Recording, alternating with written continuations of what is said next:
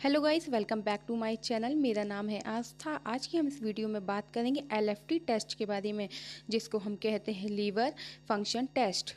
शरीर में किसी भी प्रकार की अगर समस्या होती है तो डॉक्टर उनको खून की जांच कराने के लिए बोलते हैं। जैसे कि अगर किसी को बुखार हो जाती है तो डॉक्टर उनको सीबीसी कराने के लिए बोलते हैं।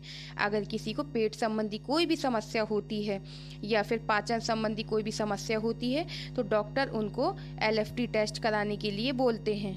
एलएफटी टेस्ट के ज़रिए आपको यह पता चल जाता है कि आपके लीवर में किसी प्रकार की कोई समस्या या कोई बीमारी तो नहीं है। आपको साल में एक बार एलएफटी टेस्ट ज़रूर कराना चाहिए। इससे यह पता चल जाता है कि लीवर में कोई समस्या या कोई खराबी तो नहीं है या कोई बीमारी तो नहीं है। आज की हम इस वीडियो के माध्यम से हम आपको जानकारी देंगे कि एलएफटी टेस्ट की रिपोर्ट आप कैसे पढ़ सकते हैं।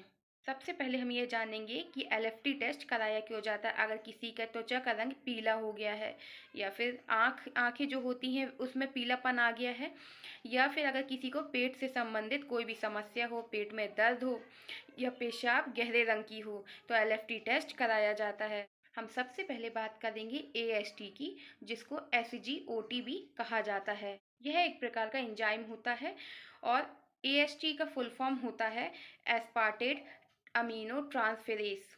अब एएसटी कहाँ कहाँ पाया जाता है, तो यह लीवर में पाया जाता है, हार्ट में पाया जाता है और किडनी और ब्रेन में भी यह पाया जाता है।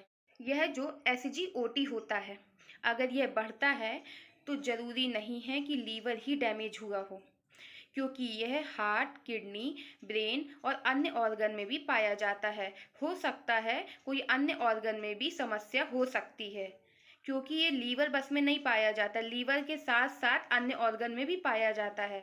और अगर एसजीपीटी जो होता है, अगर वह बढ़ता है तो इसका मतलब है कि लीवर में कोई समस्या, कोई बीमारी या डैमेज हो सकता है। अगर एसजीओटी और एसजीपीटी अगर दोनों बढ़ते हैं तो इसका मतलब है कि लीवर में कोई समस्या हो सकती है। एक बार मैं फिर से क्लियर कर दूं कि एसजीओटी जो होता है वह किडनी, लीवर, ब्रेन में पाया जाता है, और जो एसजीपीटी होता है वह सिर्फ लीवर में ही पाया जाता है। एसजीओटी कब कब बढ़ सकता है, तो ये सीवियर बर्न की कंडीशन में बढ़ सकता है। अगर कोई हार्ट से संबंधित कोई बीमारी है तब भी बढ़ सकता है। अगर एक्यूट किडनी डिजीज़ है तो तब भी यह बढ़ सकता है। अब हम बात करेंगे एसजीपीटी किस किस कंडीशन में बढ़ सकता है, तो वायरल हेपाटाइटिस में बढ़ सकता है और साथ ही non alcoholic fatty liver disease में बढ़ सकता है।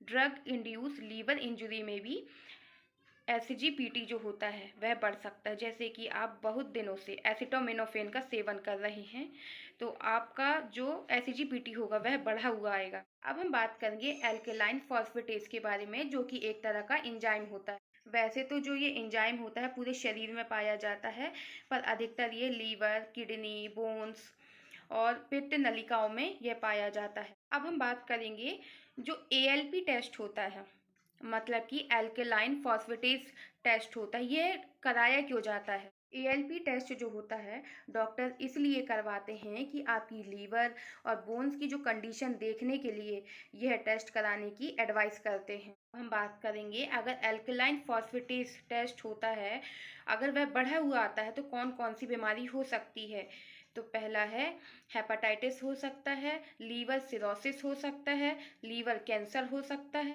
विटामिन डी की और कैल्शियम की कमी भी हो सकती है, या फिर बोन कैंसर भी हो सकता है। गॉल ब्लैडर में इन्फ्लेमेशन भी हो सकती है। बढ़ते हुए बच्चों में और प्रेगनेंसी में जो ये टेस्ट होता है यह थोड़ा बढ़ा हुआ आता है। अगर आप गर्भ निरोधक गोली ले रहे हैं तो उसके कारण भी एएलपी टेस्ट जो होता है वह बढ़ा हुआ आता है। अगर एएलपी टेस्ट की जो वैल्यू है नॉर्मल वैल्यू से कम होती है तो ये हो सकता है कुपोषण की वजह से हो या ऑटो इम्यून एनीमिया की वजह से भी हो सकती है। अब हम बात करेंगे जीजीटी के बारे में, जिसको कहा जाता है गामा ग्लूटामाइल ट्रांसफेरेस। यह एक प्रकार का एंजाइम होता है और इसकी अधिकतर मात्रा जो होती है लीवर में ही पाई जाती है। आप सिर्फ जीजीटी टेस्ट से सिर्फ लीवर की कोई बीमारी का पता नहीं लगा सकते, तो डॉक्टर आपको जीजीटी के साथ एएलपी टेस्ट और या फिर एलएफटी टेस्ट करने की एडवाइस करते हैं। क्योंकि जीजीटी जो होता है, कई बार मांसपेशियों में अगर कोई समस्या है या हड्डियों में कोई समस्या है, यह तभी भी बढ़ जाता है। अगर आप एएलपी टेस्ट साथ में कराते हैं जीजीटी के साथ और दोनों के लेवल हाई आते हैं, मतलब कि जीजीटी का लेवल भी हाई है, एएलपी टेस्ट का लेवल भी हाई है, तो इसका मतलब होता है कि लीवर में कोई समस्या है। अगर हाई एएलपी होता है और जीजीटी जो है लो होता है, इसका मतलब है कि बोन डिजीज है। अब हम बात करेंगे जीजीटी के बढ़ने पर कौन कौन सी समस्या हो सकती है। तो हेपाटाइटिस हो सकता है, अगर कोई बहुत ज़्यादा शराब का सेवन करता है तो भी उसका लेवल बढ़ सकता है। हड्डियों में समस्या हो सकती है या किसी दवाई के साइड इफेक्ट के कारण भी जीजीटी जो है उसका लेवल बढ़ा हुआ है। अब हम बात करेंगे बिलीरुबिन की। यह क्या होता है? आरबीसी के टूटने से बने रसायन को बिलीरुबिन कहा जाता है। अगर हम बिलीरुबिन की जैसे रिपोर्ट देखते हैं तो वहाँ हमें 3 चीज़ें नज़र आती हैं, जैसे टोटल बिलीरुबिन और उसके बाद है डायरेक्ट बिलीरुबिन और इनडायरेक्ट बिलीरुबिन। अगर डायरेक्ट बिलीरुबिन बढ़ता है तो उसके कारण कौन सी बीमारी हो सकती है? तो ऑब्स्ट्रक्टिव जॉन्डिस हो सकता है। और अगर इनडायरेक्ट बिलीरुबिन बढ़ता है तो उसके कारण हेमोलिटिक जॉन्डिस हो सकता है। अगर दोनों बिलीरुबिन बढ़ रहे हैं, डायरेक्ट और इनडायरेक्ट दोनों ही बिलीरुबिन अगर बढ़ रहे हैं तो उसके कारण हेपेटिक जॉन्डिस हो सकता है। बात करेंगे प्रोटीन के बारे में। जो फर्स्ट नंबर में होता है टोटल प्रोटीन, एल्ब्यूमिन और ग्लोब्यूमिन। तो सबसे पहले हम बात करेंगे एल्ब्यूमिन के बारे में। तो यह अगर बढ़ जाता है तो कौन सी बीमारी हो सकती है? तो डिहाइड्रेशन के कारण यह बढ़ सकता है, सीवियर डायरिया के कारण बढ़ सकता है, या अगर कोई हाई प्रोटीन डाइट लेता है तो उसके कारण भी यह बढ़ सकता है। अगर एल्ब्यूमिन का लेवल अगर लो हो जाता है तो कौन कौन सी बीमारी हो सकती है? तो लीवर डिजीज़ हो सकती है, किडनी डिजीज़ हो सकती है।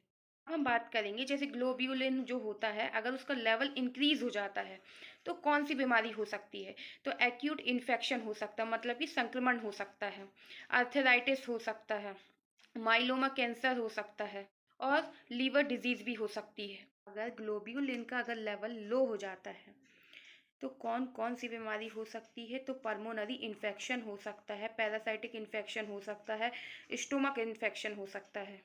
चैनल में दी गई जानकारी अगर आपको अच्छी लगी हो तो चैनल को लाइक कीजिए, कमेंट कीजिए। ऐसी ही यूज़फुल वीडियो अगर आप और देखना चाहते हैं तो चैनल को सब्सक्राइब कीजिए। Thank you.